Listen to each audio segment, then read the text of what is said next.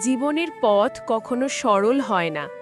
দুঃখ, হতাশা, ব্যর্থতা এইসব আমাদের নিত্য সঙ্গী। কিন্তু এই অন্ধকার থেকে মুক্তির পথ কোথায়? শ্রীকৃষ্ণ তার পবিত্র বাণীগুলিতে আমাদের পথ দেখিয়েছেন। তিনি বলেছেন, কর্ম করো, ফলের আকাঙ্ক্ষা করো না। তোমার কর্তব্যেই তোমার অধিকার, ফলের ওপর নয়। ফলের প্রতি আসক্তি দুঃখের কারণ। পরিবর্তনই জগতের নিয়ম। যা আজ আছে কাল তার নাও থাকতে পারে। যা তোমার ছিল না তা কখনো তোমার হবেও না। দেহ নশ্বর, আত্মা অবিনশ্বর। এই সত্য অনুধাবন করতে পারলেই ভয় ও শোক থেকে মুক্তি মেলে। সুখ দুঃখ, লাভ ক্ষতি, জয় পরাজয়কে সমানভাবে দেখো। এটাই সমত্ব, যা মনকে শান্ত রাখে।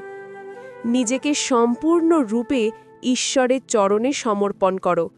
তিনিই সকল ভয় ও চিন্তা দূর করবেন। মনই মানুষের বন্ধু এবং শত্রু। মনকে বশ করতে পারলে শান্তি লাভ হয়।